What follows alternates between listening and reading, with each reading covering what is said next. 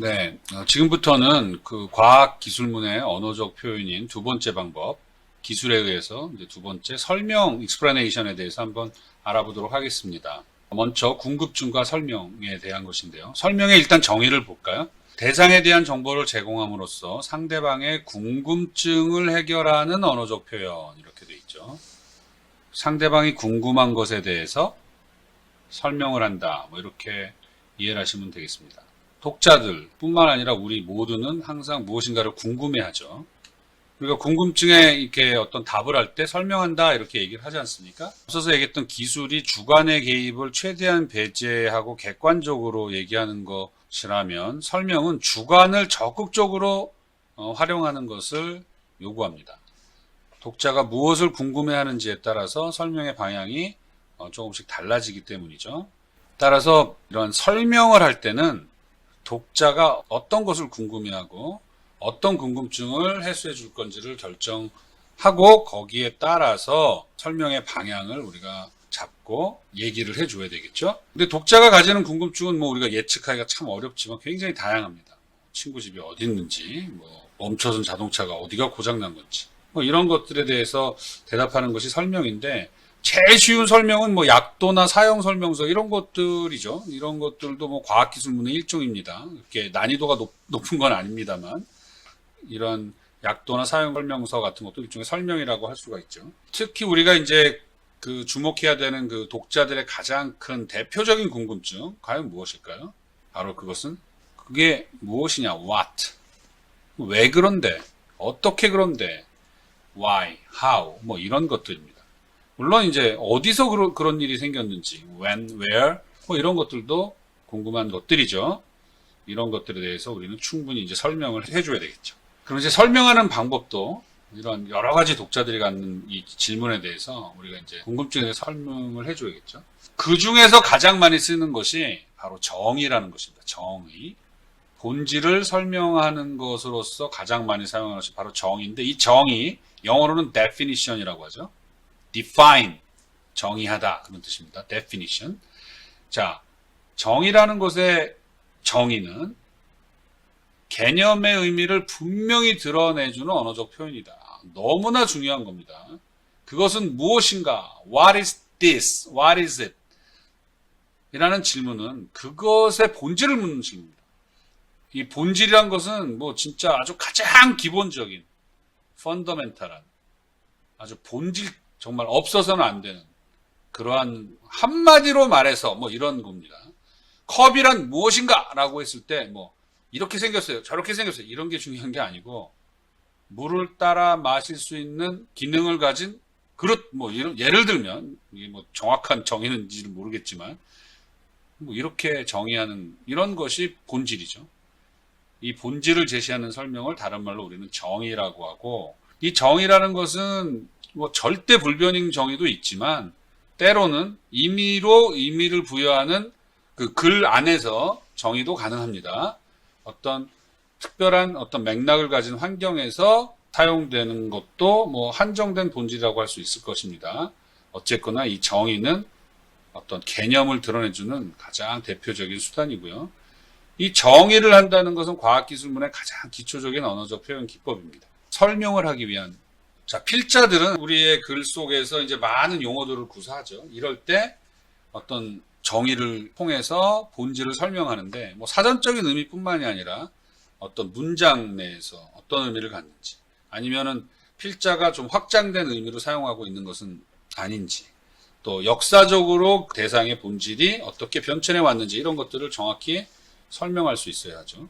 특히요, 과학기술문에서 이제 리뷰 계열의 논문 같은 걸 많이 하거든요. 그러니까 리뷰라는 건 이제 남들이 연구해 놓은 것들을 모아가지고 어떤 동향이 어떻다, 현황이 어떻다 이런 것들을 분석하는 그러한 이제 류의 학술 논문인데 이건 남의 것을 이제 우리가 분석을 하는 것이고 아니면 또 새로운 패러다임을 얘기할 때도 뭐 예를 들면 4차 산업혁명이란 무엇이다.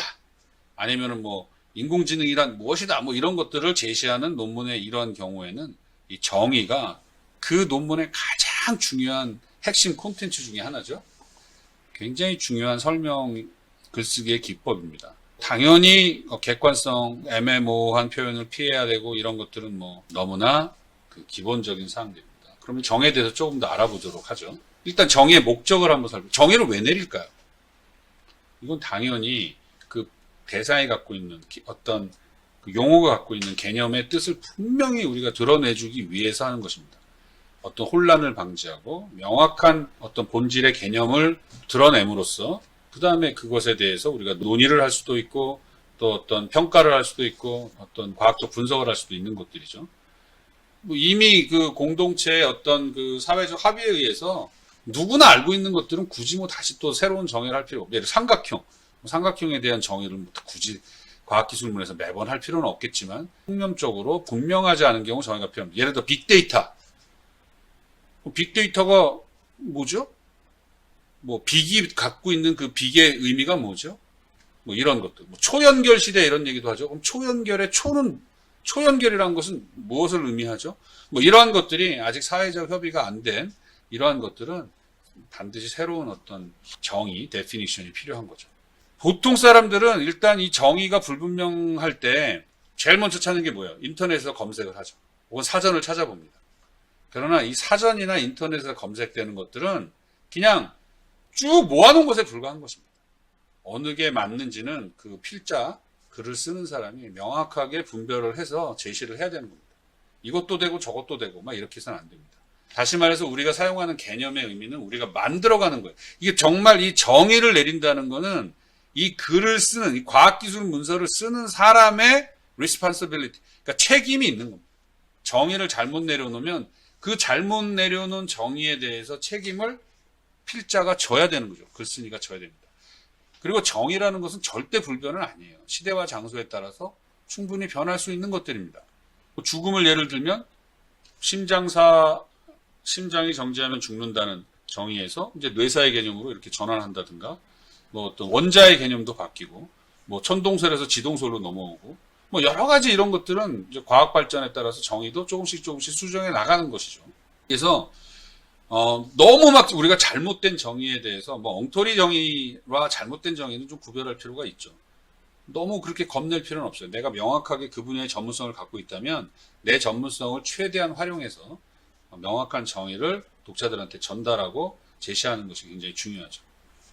정의는 행위에 대한 전반적인 평가를 달리하게 해주는데 이 정의라는 게 얼마나 어떻게 보면 굉장히 무섭기도 하고요. 영향이 엄청나게 큽니다. 예를 들어 죽음에 대한 정의가 바뀌면요. 어떤 행위, 만약 뇌사로서 죽음 개념을 사용할 때는 예를 들어 장기 이식을 하잖아요. 뇌사자가 장기 이식을 하는 것은 굉장히 훌륭한 행동이에요. 근데 심장사 개념으로 죽음을 하면은 장기를 제공하는 것은 살인입니다, 살인. 그러니까 이게 얼핏 보기에는 뭐 별거 아닌 것 같아도 정의에 따라서 예를 들어 인공지능을 갖고 있는 어떤 사물이 있어요. 이걸 인격체로 봐야 됩니까? 안 봐야 됩니까? 만약 이걸 인격체로 정의를 한다면 지금 당장 폐품 처리 같은 뭐 예를 들어서 사용 연한이 다 된 뭐 컴퓨터를 버렸어요. 그런데 그게 만약에 인공지능 그 소프트웨어가 탑재되어 있는 거라면 이것도 혹시 뭐 인격체를 살인하는 그런 행위로 바뀌는 날이 올 수도 있습니다. 이건 뭐 굉장히 좀 극한 예일지 모르지만 이렇게 정의라는 것은요. 말 그대로 definition can change everything. 정의는 이후에 따라 나오는 그 용어를 사용하는 모든 프레임, 패러다임, 그 용어를 사용하는 세상에서의 모든 가치 기준을 바꿀 수도 있는 굉장히 중요하고 영향력이 큰 것이라는 것을 알아야 되겠습니다. 그래서 정의는 막 사용하는 것은 절대 아니고 어떤 정의를 담은 과학기술문을 내기 전에는 정말 그 분야의 대표적인 전문가들 또 여러 뭐 이렇게 어떤 그 토의라든가 이런 것을 통해서 충분히 그런 것들이 사전에 검토되고 논의된 후에 그 다음에 문서로 작성돼서 독자들에게 전달되는 것이 필요하겠죠. 다음은 이제 정의의 종류인데요. 이 정의의 종류는 설명을 하기 전에 뭐 여러분 외울 필요 전혀 없어요. 굉장히 복잡한데 이런 게 있구나 정도로 그냥 한번 쭉 스캐닝 해주시기 바랍니다. 그렇지만 저희는 이제 이거 배우는 입장에서는 한 번쯤은 이런 정의들을 종류별로 이렇게 배워볼 필요가 있겠습니다. 크게 한 3가지 정도 외연적 정의, 뭐 extensional definition, 내포적 정의, intentional definition, 그리고 그 밖의 유형 이렇게 할 수 있겠는데요. 이 외연적 정의는 그 개념이 가리키는 대상을 드러내는 겁니다. 잠시 있다가 예를 들어 드릴 거고요. 여기에는 이제 직시적 정의와 열거적 정의가 대표적인 정의입니다. 그러니까 예를 들어서 대상들을 그냥 쭉 알려주는 거예요. 뜻을 정의 내리기가 쉽지 않을 때는. 그다음에 내포적 정의는 그냥 뜻을 드러내는 겁니다. 그래서 사전적 정의, 약정적 정의, 명료화 정의, 이론적 정의, 그다음에 설득적 정의가 있고요. 그다음에 이제 특수한 정의의 유형이 있는데 이것은 맥락, contextual에서 이제 이 맥락적 정의 아니면 operational, 조작적 정의, 그다음에 functional, 기능적 정의 같은 것들이 있습니다. 이런 그 정의는 뭐 어떤 정의 모양이 있을 때 이거는 뭐 열거적 정의야, 이거는 뭐 설득적 정의야, 이렇게 뭐 딱 구별 잘한다고 해서 뭐 과학 기술 글쓰기를 잘 쓰는 건 당연히 아니겠지만, 적어도 우리가 정의라는 것을 할 때는 이런 유형들이 있구나, 이런 종류들이 있구나, 그래서 상대적으로는 이렇게 구별할 수 있구나 정도는 우리가 조금 알고 가는 것이 좋겠죠. 여기 이제 예를 들어놨는데 그 아까 말씀드렸던 10가지 색깔을 제가 달리 해놨습니다. 여기 외연적 정의, 내포적 정의, 그다음에 기타 정의 해가지고 직시적 정의라는 거 예를 들어볼까요? 전화기는 무엇인가? 뭐 이런 것은 정의를 이렇게 하죠. 전화기를 지시한다. 그러니까 대상을 가리키는 거예요. 인간이 무엇인가? 인간은 그 대상인 흑인종, 백인종, 황인종이 있습니다. 뭐 이런 식으로. 사전적 정의 이렇고요. 자동차는 블라블라. 약정적 정의는 이런 거고요. 그런 거야. 사실은 뭐 이걸 가리키는 저도 어떤 정의가 있을 때 이거를 뭐 명료화 정의야, 이거는 맥락적 정의야, 이렇게 딱 구별하는 능력이 이렇게 뭐 명확하게 저도 있다고 할 수는 없는데, 그냥 참고로 이론적 정의는 이런 거구나, 맥락적 정의는 이런 맥락 상황들을 가지고 정의하는 거구나, 조작은 어떤 거기에 오퍼레이션 같은 것들을 뭐 리트머스 시험지를 담는다는 어떤 그 작업이 들어 조작을 하죠. 그런 조작적 정의. 기능은 뭐 전환을 시켜주는 기능을 갖고 있는 장치구나, 뭐 이런 식으로 우리가 구별을 한다고 합니다. 그냥 참고만 하시기를 바라고, 뭐 여러분들한테 제가 나중에 어떤 뭐 정의를 하나 내고 이것은 무슨 정의인가 뭐 이런 식의 그 질문을 여러분들한테는 하지 않도록 하겠습니다. 다만 정의에도 다양한 유형의 정의가 있구나, 이 정도로 알아두시고 한번 쓱 가벼운 마음으로 읽어봐 주시기 바랍니다. 정의의 구조도 마찬가지입니다. 사실은 저는 이제 교수자로서 여러분들한테 정의에는 이런 구조가 있습니다라고 말을 하지만, 사실 이게 뭐 엄밀히 구별되는 것도 아니고, 뭐 어떤 뭐 정의의 유형이 막 명시적으로 있는 건 분명히 아니에요. 사실은 정의를 내리는데 제일 중요한 건 뭐겠어요, 여러분? 그 정의를 내릴 만큼 내가 그 분야의 전문성을 가지고 있느냐, 그리고 내가 자격을 갖고 있느냐, 제가 그 정도로 그 독자들로 하여금 인정을 받고 있느냐, 이런 것이 사실 더 중요해요. 어떤 분야의 전문가가 되어서 정의를 내리면 약간의 표현이 조금 좀 서툴더라도 대단한 정의가 되는 겁니다. 그러나 아무리 정의의 구조를 잘 지키고 아까 정의의 종류를 잘 활용해도 실제로 그 분야의 전문성이 없는 사람이 백날 그런 걸 백날 잘 지킨다고 그 정의를 누가 인정을 하겠습니까? 사실은 오늘 우리가 정의의 구조를 배우지만 사실 그런 것들은 가정이 돼 있는 거예요. 여러분들은 이미 우리들은 어떤 분야의 전문성을 가지고 있습니다 라는 것이 가정이 된 거예요. 그 다음에 정의의 구조는 이렇고 정의의 종류는 이렇고 정의를 이럴 때 쓰는 거다라는 것을 우리가 테크니컬리 좀 이해하는 거죠. 그래서 사실은 뭐 정의를 어떤 구조를 갖고 있느냐도 중요하지만 사실은 더 그 상위의 개념은 우리가 과연 정의를 내릴 만한 위치에 있느냐, 과학기술자로서는 그것이 사실 더 중요하죠. 그러나 어쨌거나 이제 이 구조를 보면 이렇습니다. 여기 보시면은, 자, 총각의 정의는 결혼하지 않은 남자다, 뭐 이렇게 이제 정의를 내릴 수 있는데요. 대부분 이런 구조를 띠고 있습니다. 근데 이제 구조를 보면은 정의를 내리고자 하는 것을 우리가 피정의함, 용어들이 좀 어렵죠. 요거는 이제 definition의 약자로 정의의 약자고요. 그다음에 결혼하지 않은 남자라고 했을 때 이 전체 결혼하지 않은 남자를 정의항이라고 합니다. 그러니까 피정의항을 이렇게 정의한 거죠. 정의항은 또 어떻게 구성되어 있냐면 어떤 종차, 여기 종적인 차이, 어떤 차이점 설명하는 부분이에요. 이게 부분 집합입니다. 결혼하지 않은. 그렇죠? 그다음에 남자, 이건 최근이라고 해서 가장 가까운 근접한 큰 집합. 총각은 남자다. 예, 큰 집합이죠.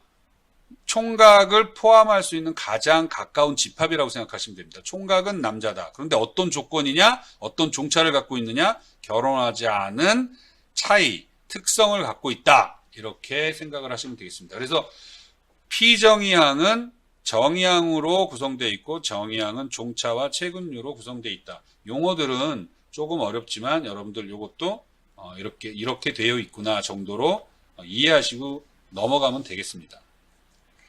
정의를 할 때 다만 굉장히 중요한 것은 뭐냐면 이런 겁니다. 정의항은 일반적으로 좀 전에 말씀드린 대로 최근류와 종차로 구성되고 종차로는 그것의 본질적인 설명이나 뭐 기원 등이 언급된다고 뭐 이런 설명은 제가 좀 전에 했죠. 근데 이제 본질을 드러내지 못한 잘못된 정의의 사례가 있습니다. 이게 양식은 맞아요. 냉장고는 피정의항은 음식을 차게 보관하는 종차, 그다음에 가전제품이다. 그죠? 이렇게 돼 있죠. 최근류로 정의되어 있습니다. 그래서 음식을 차게 보관하는 가전제품이다라는 정의항으로 되어 있습니다. 근데 가만히 보면 양식은 맞지만 이제 틀린 부분이 조금 있어요. 냉장고에 음식만 보관하나요? 예, 화장품 냉장고도 있고 약품 냉장고도 있고 무슨 저장고도 있고 뭐 여러 가지 냉동고도 있고 많지 않습니까? 그래서 이 음식이라는 말은 너무 좁게 잡은 거죠. 이 범위를. 그래서 올바른 정의라는 건 냉장고는 음식이나 주류, 화장품 등을 차게 보관하는 가전제품이다. 그래서 피정의항을 종차와 최근류로 이렇게 정의하는 이러한 사례들을 우리가 조금 더 잘된 정의다라고 얘기할 수 있는데 사실은 보세요. 냉장고는 음식을 차게 보관하는 가전제품이다. 비전문가가 이걸 보면요. 그런 줄 알아요. 이게 틀렸는지를 알 수가 없잖아요. 비전문가는. 그래서 정의는 잘못하면 굉장히 큰 사회적 손실을 일으키고 사회적 혼란을 야기시킨다. 이렇게 아셔야 됩니다. 그래서 최근류와 종차로 구성되고 이런 것들을 달달달 외울 필요 없어요. 여러분 뭐 수학에서도 인수분해를 달달달 외우는 게 중요한 게 아니라 인수분해라는 것을 왜 하는지를 아는 것이 중요하죠. 그리고 2차 방정식에서 예를 들어서 근을 구하는 그런 기본적인 그 방법을 이해하는 것이 중요하지 근해 공식만 디립다 외운다고 뭐 답은 알 수가 있을지 모르지만 원리라든가 이런 건 이해할 수가 없잖아요. 그래서 피정의항은 뭐 최근류와 종차로 구성되고 뭐 정의항으로 뭐 이런 걸 달달달 외우는 게 중요한 게 아니라 올바른 정의를 내리는 게 올바른 정의를 올바른 구조를 사용해서 내리는 것이 중요하다. 그래서 이것을 외우지 마시고 자꾸 정의를 내리는 것을 연습을 하시고 그 다음에 제일 중요한 것은 계속 얘기지만 그 분야에 내가 전문성을 가지고 정의를 내릴 만한 내가 그 위치, 자격을 가지고 있느냐 이거에 좀 관심 해주기를 간절히 바랍니다. 그리고 정의는 이런 인식적 조건을 만족해야 됩니다. 정의를 왜 내립니까? 도움이 되라고 내리는 겁니다. 독자들로 하여금 보다 더 명확하게 인식을 하게 하고 설명을 들음으로 궁금증을 해소하게 하고 뭐 이런 것을 하는데 정의를 내렸더니 더 혼란스럽고 더 독자들로 하여금 더 혼란에 빠뜨리고 이런 정의는 절대 해서는 안 되고요. 차라리 모르면 차라리 정의는 안 하는 게 나아요. 정의를 잘못된 정의를 내리거나 뭐 이상한 정의를 내리느니 정의를 내리지 않는 것이 차라리 도움이 됩니다. 정의항에 애매모호한 표현을 쓴다든가. 그 다음에 사용해서는 절대 안 되는 게 무슨 정의를 내렸더니 정의를 내리는 그 설명에 다시 또 그 용어가 등장한다든가 뭐 이렇게 계속 순환한다든가 빙빙빙 돌아서 이게 도대체 정의인지 아닌지 알 수가 없는 이런 거. 그 다음에 정의를 내리라고 그랬더니 전혀 그거랑 그거 본질적으로 그것을 설명하라고 그랬더니 이거를 둘러싼 나머지 것들을 설명해서 이거를 이해시키는 뭐 이런 것도 굉장히 안 좋은 사례입니다. 그래서 이러한 그 악화를 시키는 뭐 악화를 시킨다든가 순환적 정의란다든가 부정적 정의란다든가 이런 거는 반드시 피해야 합니다. 차라리 이럴 거면은 정의를 하지 않는 것이 낫다. 사례를 보시면 직접적 순환, 죽음을 정의하라고 했더니 생명이 멈춘 죽음의 상태. 죽음이란 말이 여기 또 나오면 그럼 이걸 또 설명해야 되잖아. 그래서 이건 그냥 이 무한 루프에 빠지게 됩니다. 죽음, 뭐 이게 어떻게 정의가 될 수가 없죠. 그때 이런 정의는 사용하면 안 되고요. 순환적 정의. 순환적 정의는 홀수를 정의하라 했더니 짝수가 아닌 모든 자수. 그럼 짝수는 뭐예요? 또 정의하라 했더니 홀수가 아닌 뭐, 이건 뭐예요? 계속 핑퐁을 치죠. 그래가지고 계속 이건 뭐 끝이 안 납니다. 이 순환은. 그래서 마치 러시아의 마트료시카처럼 뭐 까도 나오는 양파 껍질 같은 이런 것처럼 이 인형이 뭐야? 라고 하면 결국은 아무리 까도 설명이 안 되죠. 또 부정적인 정의는 전자, 일렉트론을 설명하라 그랬더니 양성자와 중성자를 제외한 원자의 나머지 구성. 이건 뭐 좀 약간 도망가는 것 같죠? 이걸 설명하라 그랬더니 뭐 어쩌고 저쩌고 왜 나머지 뭐 이런 식으로 정의하는 것은 모르는 사람이 정의를 내린 게 너무 보이죠? 모른다는 겁니다. 이건 아주 어설프게 하는 거죠. 이런 식의 부정적 정의를 내리는 것도 아주 안 좋은 사람입니다. 절대 이러한 정의는 해도 그만 안 해도 그만 이런 게 아니라 해서는 절대 안 되는 정의입니다. 차라리 이렇게밖에 정의를 못할 바에는 정의를 안 내리는 게 좋고, 실제로 이런 정의를 사용하는 사람들은 그 해당 영역에서 전문성이 없는 거예요. 그러니까 저런 식의 정의를 내리곤 하는 거죠. 여러분들이 금지를 설명하는 것으로서의 문제를 여기 한 3가지 정도가 냈는데, 이것은 뭐 정답은 없고요. 여러분들이 한번 연습을 해보십시오. 정의를 이렇게 이제 정의항을 했어요. 그러면 이거는 도대체 어떤 것을 정의한 것일까 한번 여러분들이 고민해 보셔서 피정의항을 얘기하시고, 이 정의항이 어떤 종류의 정의항인지, 또 어떤 부분에서 잘된 정의항이고 어떤 부분에서 잘못된 정의항인지 한번 설명을 해 보시면 좋겠습니다. 예를 들어 차를 운행하는 도중에 고입분할 과실에서 사람이 물건을 손상시키는 거. 글쎄요. 교통사고 뭐 이렇게 정의할 수 있겠죠. 피정의항은 교통사고 뭐 프로그래밍 가능한 정기적 장치는 어쩌고저쩌고 뭐라 그럴까요? 컴퓨터 뭐 이렇게 정의할 수도 있겠고, 여러분들 한번 적당한 피정의항을 찾아보시고 정의가 과연 잘 된 건지 연습을 해보시기 바랍니다. 그리고 6번 문제는 최근유와 종차를 밝힘으로 정의하시고, 스마트폰의 정의를 한번 내려보세요. 또 사랑은 무엇일까요? 여러분들이 사랑에 과연 전문가라면 정의를 내리실 수 있을 겁니다. 이것은 정답이 있는 거라기보다는 여러분들이 한번 스스로 생각을 해보라는 그 사고의 폭을 언어로 또 설명해 보라는 뜻으로 낸 문제니까 여러분들이 한번 찾아보시고, 다른 사람들은 뭐 사전적으로나 다른 여러 가지 전문가들은 이런 것을 어떻게 정의하고 있는지 한번 찾아보시고, 어떤 것들은 또 시간의 역사 속에서도 많이 이렇게 바뀌고 있는 것을 또 볼 수도 있습니다. 신문의 개념도 많이 바뀌고 있죠. 또 7번 문제는 오늘 발행된 신문에서 최근유와 종차를 통한 개념 정의를 한번 찾아보세요. 혹시 오늘 신문이나 이런 데서 어떤 새로운 정의가 내려진 것들이 있는지, 또 피정의항과 종차, 최근유를 구별해서 한번 해보시기 바랍니다. 요즘 하도 그 기술 쪽에서는 예를 들어 가상화폐다. 가상화폐는 무엇을 가상화폐라고 할까요? 뭐 이런 것들. 코로나도 마찬가지입니다. 코로나 바이러스의 정의는 무엇일까요? 뭐 이런 여러 가지들, 뭐 이런 것들을 여러분들이 한번 연습해 보시면 여러분들의 사고가 조금 개선이 되고, 또 그 과학기술문에서 이 설명하는 기능들이 조금 더 개선되지 않을까 이렇게 생각을 합니다.